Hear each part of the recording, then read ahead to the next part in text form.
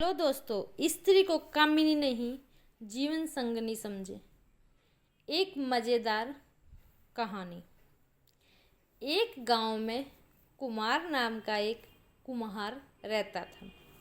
माँ बाबा बचपन में ही गुजर गए थे, अतः कुमार कुंवारा ही था।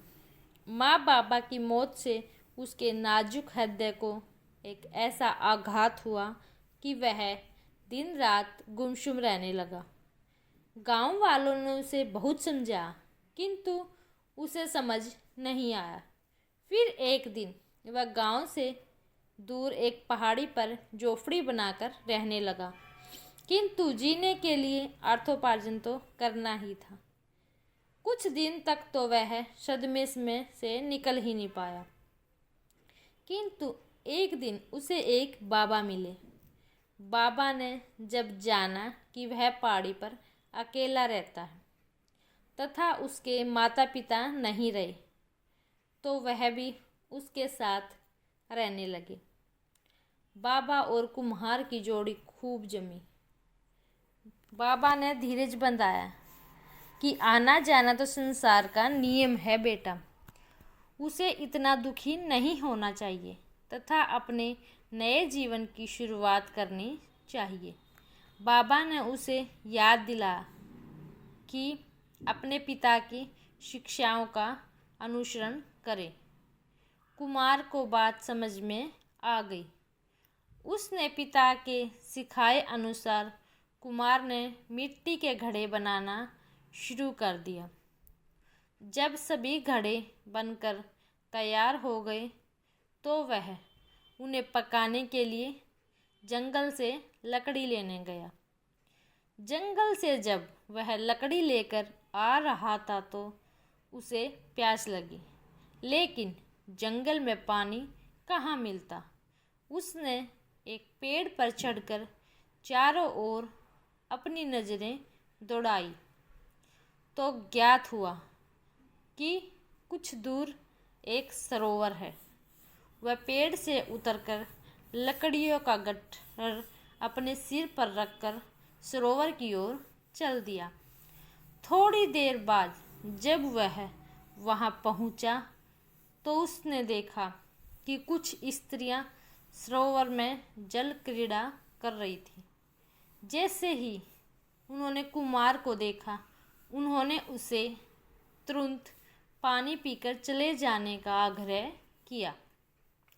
कुमार ने पानी पिया और चल दिया, किंतु भीगे वस्त्रों में स्त्री के रूप और सौंदर्य का दर्शन, साथ ही यौवन की पारदर्शिता को देखकर कुमार का मन बार बार उन्हें देखने को मचलने लगा।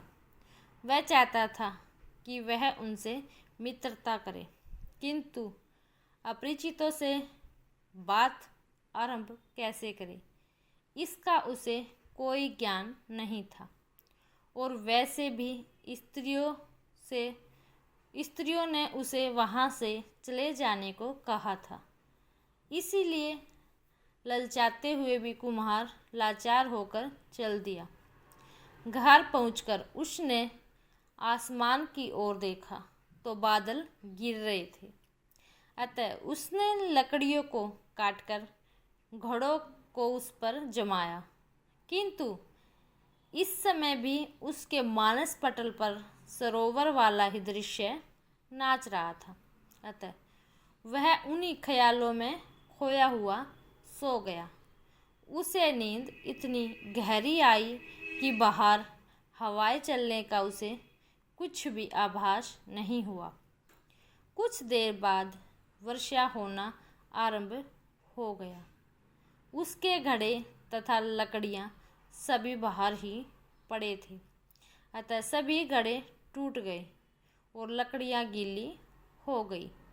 जब संध्या को बारिश थमने के बाद बाबा गांव से आए तो देखा सभी घड़े टूट चुके हैं और लकड़ियाँ गीली हो चुकी हैं, और कुमार अंदर झोपड़ी में चैन की नींद ले रहा था। आंखें बंद चेहरे की मुस्कान को देख बाबा को उसकी मूर्खता पर हंसी आई। बाबा की हंसी सुनकर उसकी आंखें खुली तो उठकर भागा, लेकिन अब वह क्या कर सकता था। बारिश सब बर्बाद करके जा चुकी थी। उसे खुद पर बहुत गुस्सा आया, अतः पास में पड़े एक पत्थर पर हाथ पीटकर वह अपना गुस्सा निकालने लगा। इतने में बाबा बोले, कुमार, जहाँ तक मैं जानता हूँ तुम दिन में कभी नहीं सोते, फिर आज ऐसा क्या हो गया जो तुम्हें दिन में इतनी गहरी नींद आई कि बारिश आकर चली गई, फिर भी नहीं उठे। तो कुम्हार ने बाबा को सरोवर वाली पूरी घटना कह सुनाई।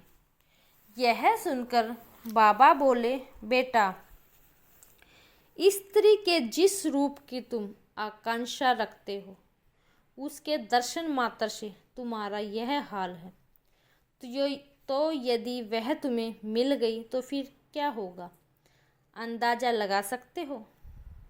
स्त्री को जिस रूप से तुमने देखा है वस्तुतः वह एक विकार है। स्त्री के दैवीय दर्शन को अपने मानस में स्थापित करो तो वह तुम्हारे लिए अर्धांगिनी भी होगी और लाभकारी भी। अब कुम्हार को समझ में आ गया था कि स्त्री को उसके देखने का नजरिया गलत था। अब वह सबको पवित्र दृष्टि से देखने लगा। कुछ दिनों बाद उसके कहने से बाबा ने एक स्त्री के घर वालों से बात की और उसका विवाह हो गया। अब भी वह बाबा की शिक्षा को नहीं भूला था। स्त्री का सम्मान उसके लिए सर्वोच्च था। यदि इसी तरह प्रत्येक व्यक्ति स्त्री को समझने लगे तो समाज कितना सुंदर हो, सभी नारियों का भी सम्मान हो और सभी पुरुषों को भी अपने चरित्र पर गर्व हो। ऐसी कल्पना मात्र से ही मन प्रसन्न हो उठता है। आओ सब मिलकर संकल्प ले,